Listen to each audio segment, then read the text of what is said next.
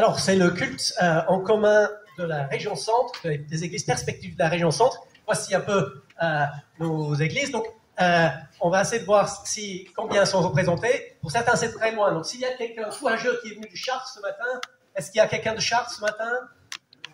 Je serais admiratif. Mais voilà. Ils sont quand même très, très loin à Chartres. Vendôme, est-ce qu'il y en a de Vendôme? Ah, bravo, bienvenue les Vendômois. Est-ce qu'il y a des Blaisois? Oui, bravo, très bien, bienvenue. Des Tourangeaux. Très bien, et sachez qu'il y a plusieurs Tourangeaux qui sont avec aussi des Lochois chez les enfants. Ils sont en train de s'occuper des enfants. Des Langésiens. Excellent.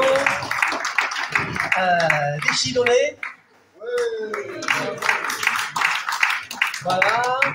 Un Lochois. Un Lochois. Quelques Lochois, c'est très bien. Il y a plusieurs là-bas, je l'ai dit. Ici, je pense qu'ils ont dit qu'ils ne seraient pas là parce qu'il y a un conflit d'agenda.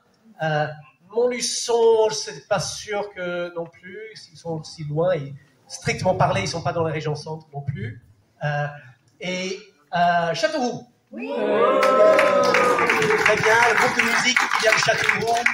Bravo, merci beaucoup. Donc, ça fait plaisir de vous voir réunis. Et j'ai envie que, surtout si on fait de la route, c'est pas juste pour faire un culte comme à la maison où on voit que ceux qu'on connaît déjà. Le but, c'est de se mélanger un petit peu, de se frotter un peu les uns aux autres, et comme ça, on apprend à se connaître, on crée des liens entre les églises. Et je propose donc que on se lève, on bouge, et vous essayez de trouver, déjà, vous réfléchissez, quel est mon livre préféré de la Bible? Une fois que vous avez trouvé la réponse, si vous n'avez pas l'habitude de lire la Bible, si vous êtes invité, vous n'avez pas l'habitude, je vous recommande de commencer par un des évangiles, Matthieu, Marc, Luc, Jean. C'est un très bon endroit de commencer, c'est là où la vie de Jésus est racontée.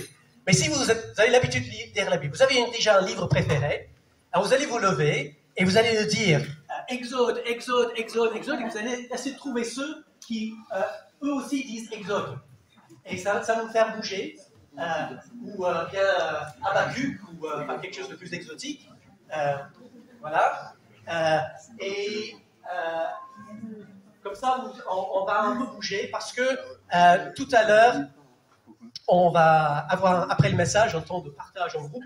Et le but, c'est que les groupes soient un peu mélangés, que ce ne soient pas juste ceux avec qui on a l'habitude de discuter. OK?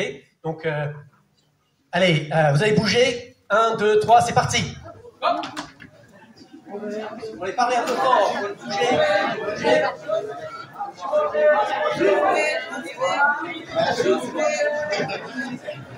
Sur la Bible.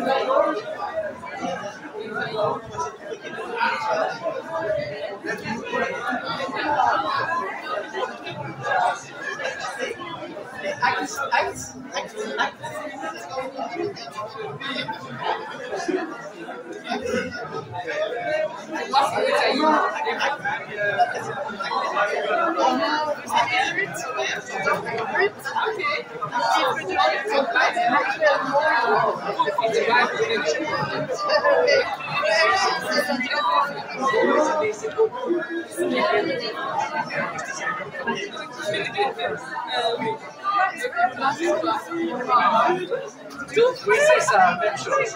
C'est mieux, oui, oui. OK. C'est impossible à dire.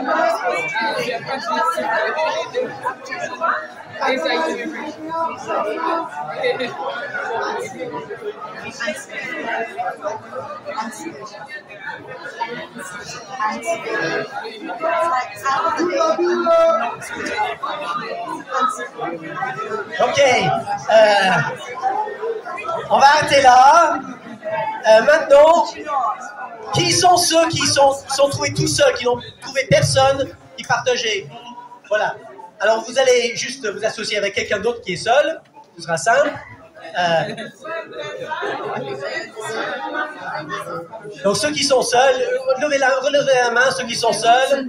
Voilà, mettez-vous en binôme avec d'autres qui sont seuls. Oui, au moins en binôme. Ok, très bien. Et maintenant, vous allez dire pourquoi vous aimez particulièrement le livre que vous avez choisi. Par exemple, en citant une histoire préférée ou peut-être un verset préféré qui sort de ce livre, qu'est-ce qui fait que vous préférez ce livre-là? Ok? 1 minute.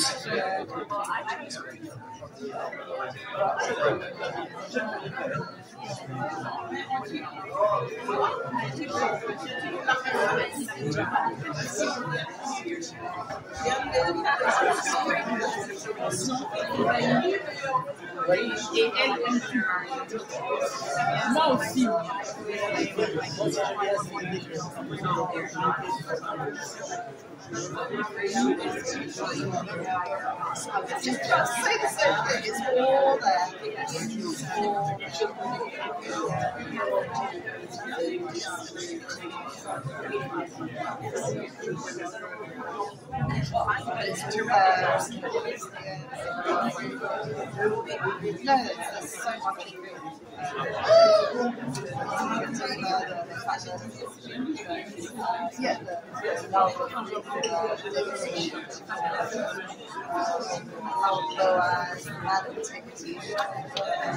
Boaz is it's all there, isn't it? It's all there. So much. And Jesus too. All there. I remember teaching it to Bible X years ago in Montreal. Years ago.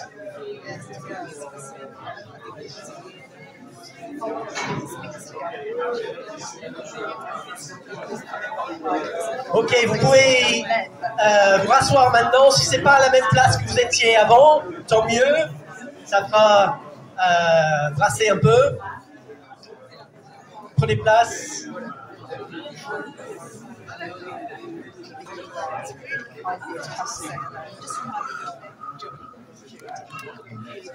Et on va...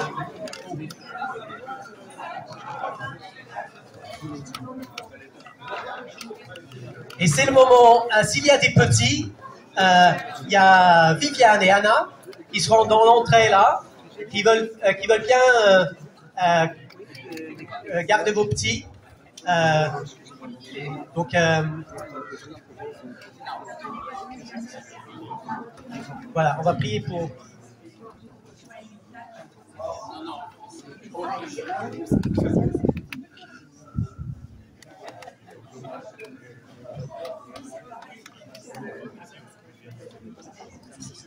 Et avant qu'on commence là, je voudrais juste envoyer une petite vidéo de remerciement à l'équipe qui s'est occupée des enfants. Donc je vais balayer comme ça et j'aimerais que vous puissiez tous... est-ce qu'on fait un...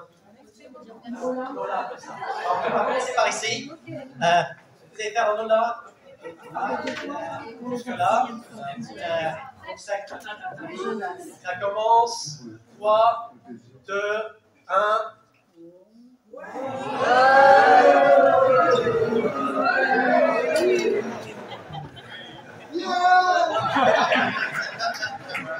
Bravo, ce sera pour remercier l'équipe d'enfants. Très bien, je vais prier pour Marc. Marc, c'est le pasteur depuis 25 ans. Oui, 25 ans officiellement, 27 ans dans le ministère. Ok. Dans le ministère à Tours et de l'église de Tours-Nord. Et je vais prier pour lui et en même temps pour les autres. Père éternel, je voudrais te remercier de nous avoir réunis ici, issus de nombreuses églises locales dispersées un peu partout dans la région centre. Je te prie que maintenant tu ouvres les yeux de notre cœur pour recevoir ce que tu as à nous dire par l'intermédiaire de Marc. Oui, bénis-le, oins-le de ton esprit pour qu'il puisse transmettre ce qu'il a reçu de toi, et que nous en soyons bénis, et nous avons besoin aussi de ton esprit, Seigneur, pour recevoir et mettre en pratique ce que nous entendrons. Au nom de Jésus, Amen. Est-ce que ce serait possible de fermer les portes si les enfants vont, ça les enfants pourront faire un petit peu de bruit.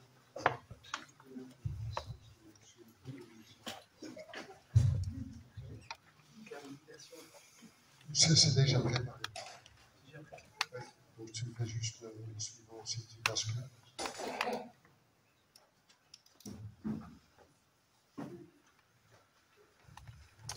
Alors, aujourd'hui, notre thème, c'est une vie missionnaire, une vie incarnée.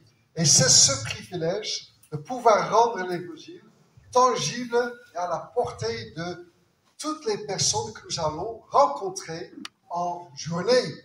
C'est se mettre volontairement et intentionnellement sur leur chemin pour faire quoi? Pour leur faire vivre Jésus à travers notre vie, à travers notre corps qu'on partage avec les autres. Vous voyez sur le mur le passage de Jean, chapitre 1, verset 6, et on va lire jusqu'à 18. Donc vous pouvez lire sur le mur, vous pouvez le lire sur votre téléphone, ou encore, comme certains disent, encore mieux, sur une version papier. Il ne faut pas oublier qu'il y a des livres dans le monde. Alors, Jean chapitre 1, à partir de verset 6, et c'est volontaire que je commence avec verset 6, et vous allez le comprendre. Il y eut un homme envoyé par Dieu. Son nom était Jean le Baptiste. Il vint comme témoin, pour rendre témoignage à la lumière, afin que tous croient par lui. Il n'était pas la lumière, mais il vint pour rendre témoignage à la lumière. Cette lumière était la vraie lumière, qui, en venant dans le monde, éclaire tout être humain. Génial. Il était dans le monde, elle était dans le monde, et le monde a été fait par elle. Pourtant, le monde ne l'a pas reconnue. Elle est venue chez les siens, et les siens ne l'ont pas accueillie. Mais à tous ceux qui l'ont accepté, qui l'ont accueilli, à ceux qui croient en son nom, elle a donné le droit, l'autorité, le pouvoir de devenir enfants de Dieu. Puisqu'ils sont nés, non du fait de la nature, de la descendance, ni par une volonté humaine, parce qu'on le souhaite, on le veut, on l'a recherché, ni par la volonté de Marie, par un contrat, par un mariage. Non. Ils sont nés de Dieu, par l'Esprit Saint, comme Jésus l'explique dans le 3e chapitre. Et cette parole s'est faite homme. Elle a habité parmi nous, pleine de grâce et de vérité. Et nous avons contemplé sa gloire. Une gloire comme celle du Fils unique venu du Père. Jean lui a rendu témoignage. Il s'est écrié. C'est celui à propos duquel j'ai dit, celui qui vient après moi m'a précédé, car il était avant moi. Nous avons tous reçu sa plénitude, et grâce sur grâce. En effet, la loi a été donnée à travers Moïse, mais la grâce et la vérité sont venues à travers Jésus-Christ. Personne n'a jamais vu Dieu. Dieu, le Fils unique, qui est dans l'intimité du Père, est celui qui l'a fait connaître. Fin de lecture. Il y a plus d'un quart de siècle que ce texte m'a inspiré pour m'intégrer avec mon épouse dans le paysage tourangeau. Et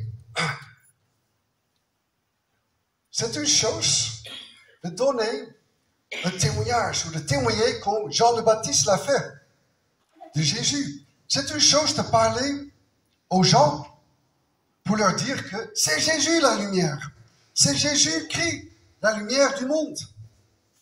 Et c'est notre privilège de le faire. En plus, c'est utile pour leur salut. Mais souvent, les bonnes paroles rencontrent de sourdes oreilles, n'est-ce pas? Notre texte dit que la parole de Dieu s'est faite chair ou humaine. Une traduction anglaise dit même que cette parole faite humaine s'est promenée dans nos quartiers, s'est installée dans nos quartiers. J'aime bien cette image. Autrement dit, on a pu observer cette parole devenue chair. On a pu l'entendre et voir agir. On a pu même le toucher et contempler, regarder, admirer. Et qu'est-ce que ces gens ont pu voir? Qu'est-ce qu'ils ont pu constater? L'incarnation de la grâce et de la vérité. C'est puissant. C'est énorme, c'est glorieux, n'est-ce pas? L'idée que Dieu vient habiter dans votre quartier, c'est révolutionnaire, c'est énorme. L'occasion de voir Dieu en action, tout proche, c'est puissant. Et beaucoup disent aujourd'hui, mais si seulement Dieu me voyait, si seulement Dieu m'aimait, si seulement Dieu était là pour moi. Et peut-être même vous le dites à des moments. Mais ça ressemblerait à quoi? Cette parole incarnée, cette grâce et cette vérité incarnée. En lisant les évangiles, les 4 évangiles dont Pierre a parlé, nous donne une petite idée, ou peut-être une grande idée. Et aujourd'hui, comment pourrions-nous incarner la parole vivante dans notre quotidien? J'aimerais avec vous réfléchir à cela. L'apôtre Paul nous dit que nous sommes envoyés comme des luminaires dans les ténèbres, portant la parole de vie. On peut le lire dans Philippiens 2. Jésus dit la même chose. D'ailleurs, Paul, je pense qu'il a de Jésus. Jésus a dit à ses disciples qu'ils sont la lumière pour le monde et qu'ils devraient laisser cette lumière briller d'une telle manière à ce que les gens autour d'eux puissent voir leurs bonnes œuvres, leurs belles œuvres, les œuvres de justice et de compassion, afin que les gens ne les voient pas eux, mais qu'ils voient le Père, qu'ils glorifient le Père céleste, et pas nous. Parfois, on veut faire les bonnes œuvres pour que les gens nous respectent. Mais ça, c'est pas le but. Jésus dit, même dans le même passage dans Matthieu 5, que heureux vous si le monde vous persécute et insulte à cause de mon nom. Le but de notre témoignage n'est pas pour se faire respecter, mais pour que les gens respectent notre Père céleste. Et l'apôtre Paul nous dit justement dans ce contexte de Philippiens 2 que la mentalité de Christ va nous animer. Ou dans nos rapports et nos échanges les uns avec les autres. Ou pour le dire autrement, que notre disposition interne, que notre mentalité, notre attitude exprime l'humilité et l'attitude de Jésus-Christ. Qui lui, qu'est-ce qu'il a fait? Il a laissé ses privilèges divins, il a laissé ses prérogatives divines pour devenir quoi? Serviteur. Et même une rançon pour l'humanité. Et du coup, on comprend que Paul dit qu'on doit faire toutes choses sans murmurer ni se plaindre. Et donc pas comme des bons Français râleurs, mais comme des bons chrétiens qui sont reconnaissants. Et même les Hollandais savent râler. Je vous garantis, j'étais un râleur. au point que Dieu m'a dit, arrête. Pourquoi? Parce que nous sommes appelés à être comme une lumière qui éclaire ceux qui sont perdus et pervertis. Voilà ce qui est puissant et inspirant. En 98, Jody et moi, donc mon épouse et moi, nous sommes arrivés à Tours pour aider dans une nouvelle implantation d'église à Tours-Nord. Aussitôt, notre collègue Cédric a commencé à trouver un bâtiment local pour nos cultes. Et dans notre quartier, il y avait une ancienne boucherie. Et donc, il a visité. Mais le prix de loyer était bien au-dessus de notre budget qui ne dépassait sans doute pas les 150 € par mois. Si c'était autant que ça, peut-être que la moitié. Mais au cours de 99, une association s'y installait, a commencé à faire les travaux et préparer. C'était à 2 minutes de vélo de notre appartement. Mais lorsqu'on était arrivés, Cédric et moi, nous descendions toutes les semaines, 2 fois par semaine, en centre-ville pour partager l'évangile en profondeur. On avait des discussions qui duraient 30 minutes jusqu'à 1 heure. Des bonnes conversations où on plongeait dans la parole avec des belles illustrations puissantes. Et on a partagé avec plus de 500 personnes l'évangile, sans parler de tous les autres avec qui on a un petit peu parlé. Et c'était toujours hyper encourageant. Nous avons amplement témoigné de la lumière, comme a fait Jean le Baptiste. Mais je me suis dit, les paroles ne suffisent pas. Il ne suffit pas juste de prêcher l'évangile. Il faut aussi montrer l'évangile par ses actes. Il faut montrer la manière de Christ par ses actes pour que les gens puissent voir la grâce et la vérité de Dieu en action. Et donc, au début 2000, j'ai franchi le seuil de cette association, la Maison de la Solidarité. Et il y avait en fait 2 raisons pourquoi je l'ai fait. D'abord, la première raison, c'est nettement plus facile de joindre quelque chose qui existe déjà, au lieu de porter tout seul, sans moyen, toute une association caritative, 5 jours par semaine et toute l'année. C'est pas facile. Donc, c'est beaucoup plus facile de joindre les autres qui ont déjà fait tout le boulot. Mais c'était surtout la deuxième raison. C'est qu'en joignant les autres, on n'a plus besoin de les chercher. Et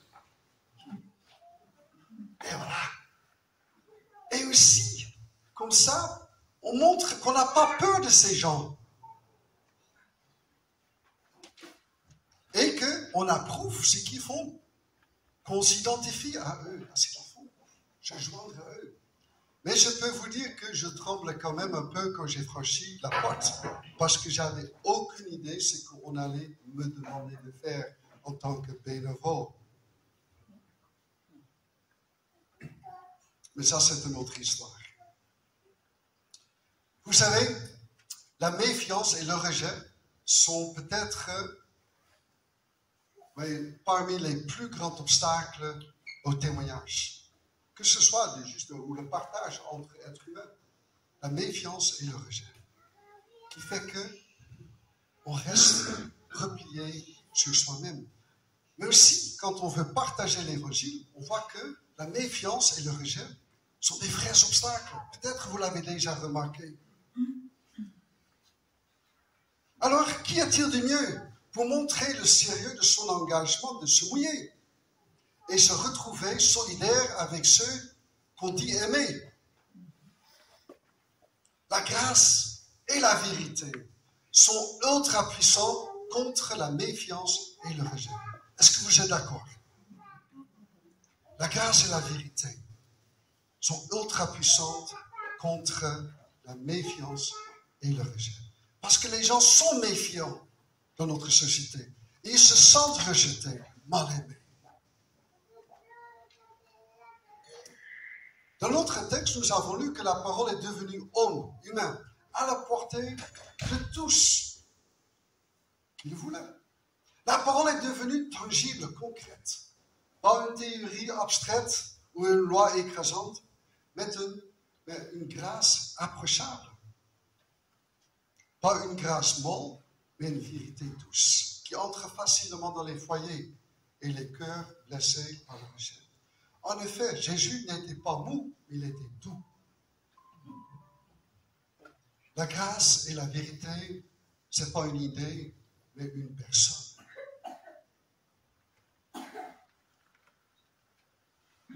Jésus n'était pas hypocrite, mais vrai. Il ne cachait pas la parole, mais l'a rendue accessible en allant vers les cieux et ceux qui étaient perdus. Jésus disait les choses dont les gens avaient besoin d'entendre. Et donc, il leur parlait du Père céleste. Il leur révélait le Père, là où les gens se trouvaient. Il y a un an, dans la cuisine de quelqu'un, j'étais seul avec une jeune femme en train de prendre le petit déjeuner. Lorsqu'elle m'a balancé qu'elle était pour l'IVG. Oui, c'était sans doute pour me provoquer un peu. Mais aussi, elle a dit quand même qu'elle était violée. Je l'ai écoutée. Et puis, je lui ai exprimé ma peine pour ce qu'elle a dû subir. Et j'ai reconnu l'injustice qu'elle a subie. Mais je lui ai aussi parlé de la vie.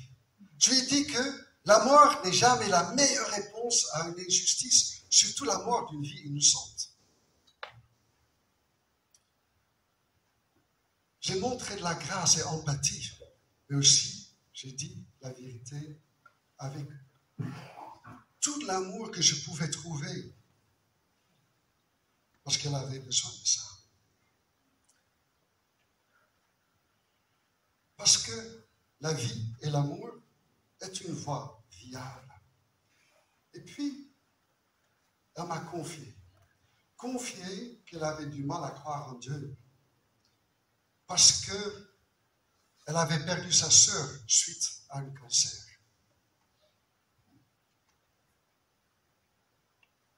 Vous voyez, la veille, quand on s'est trouvé autour de la table, elle n'a pas voulu poser des questions, parler. Pourtant, notre hôte m'avait averti, il y a 2 jeunes qui sont là aussi, qui ont des questions. C'est l'occasion de parler. Et notre hôte avait suggéré pendant le repas, mais c'est le moment de parler. L'heure tourne et c'est bientôt d'aller, temps de se coucher. Donc il faut saisir le moment. Et moi j'ai senti qu'il n'y avait pas le moment et donc j'ai dit, c'est pas grave, on peut manger et passer un bon temps ensemble. C'est ce qu'on a fait. Mais le matin, quand on était seul, comme Jésus avec la femme samaritaine, on a pu partager. D'abord, elle a regardé ma réaction. L'IVG, comment le pasteur va-t-il réagir?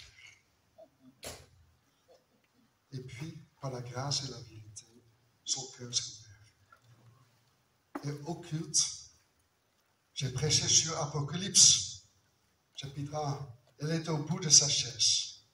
Elle écoutait toutes les paroles qui concernent Jésus. Et j'ai compris pourquoi. La veille, j'ai dû mettre de côté ma prédication que j'avais soigneusement préparée en semaine et que j'ai préparé un autre message. Et là, j'avais compris le pourquoi. Parce que Dieu veut rencontrer les gens là où ils se trouvent. Jean le Baptiste était envoyé comme un témoin. Il a témoigné publiquement. Il était visible. Il criait même pour que les gens puissent l'entendre. Mais il ne parlait pas de lui-même, mais de celui qui allait venir. Et nous aussi, nous pouvons parler de celui qui est venu et qui va venir. Jean et Jésus se sont rendus disponibles. Ils ont partagé leur présence avec les autres. Jésus a parcouru les rues et les marchés, les villes et les villages. Les gens pouvaient l'observer, le contempler.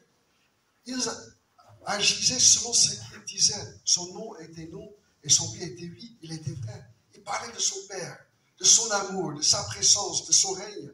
D'où l'importance que les gens s'arrêtent et se détournent de la mauvaise direction afin d'entrer dans le royaume du Père céleste. Ça s'appelle la repentance. La vie missionnaire est une vie vécue en public, pas en cachette, comme une lampe sous un seau. La vie missionnelle est une vie partagée avec les autres. C'est une vie qui sert comme illustration de la vie de Dieu par ses actions, par un vécu authentique et non hypocrite. C'est dans l'action que nos collègues et nos voisins peuvent voir et observer que le Saint-Esprit habite en nous. C'est justement dans les ténèbres des conflits, nous, témoins de Jésus, que nous n'utilisons pas un langage grotesque ou grossier. Et que nous ne faisons pas appel à un rapport de force, mais un rapport de grâce et d'humilité et d'amour. C'est justement dans ces lieux de travail avec les gens qui ne connaissent pas Dieu que nous avons l'occasion par excellence de montrer la réalité de la présence de Jésus dans notre vie. Oui, nous pratiquons activement le pardon. Quelqu'un t'insulte, je te pardonne. L'évangélisation, ce n'est pas de la boxe, mais de la bonté en action. Comment dire la vérité avec amour, aussi au travail? Comment rester humble quand on a quand même raison? C'est dans l'interaction avec les autres que nous pouvons le montrer par le Saint-Esprit qui est présent en nous. Lorsque nous aidons nos supérieurs et nos collègues à mieux réussir leur travail, même si ça n'a pas de retour pour nous, en tout cas pas tout de suite, qu'est-ce qui se passe lorsque on s'intéresse à leur vie? Même s'ils parlent des choses qui ne nous intéressent pas. Moi, j'avais un copain qui parlait de la foot et toutes les règles de la foot. Moi, j'aimais bien jouer au foot, mais pas entendre parler du foot. J'avais un autre ami qui s'intéressait au numéro de registration des avions. C'était un spotter. J'ai passé une journée à l'aéroport avec lui, mais ça ne m'intéressait pas du tout. Mais lorsqu'on passe du temps comme ça, lorsqu'on s'intéresse aux autres, les cœurs s'ouvrent.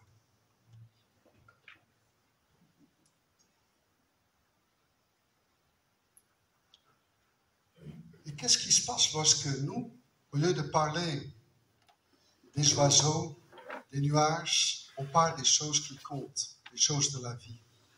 Pas tout de suite un verset biblique, mais des choses qui sont importantes. Moi, ce que j'ai observé, c'est que les gens ont soif de parler des choses importantes qui comptent. Parce que personne ne le fait, parce que personne ne sait le faire. Mais nous, qui connaissons le Seigneur de la vie, nous le savons. En tout cas, je l'espère. En fait, nous avons tellement d'opportunités pour manifester la grâce, mais aussi la vérité. Il suffit de demander à Dieu de nous donner l'occasion. Quelle est votre première pensée de la journée quand vous vous réveillez?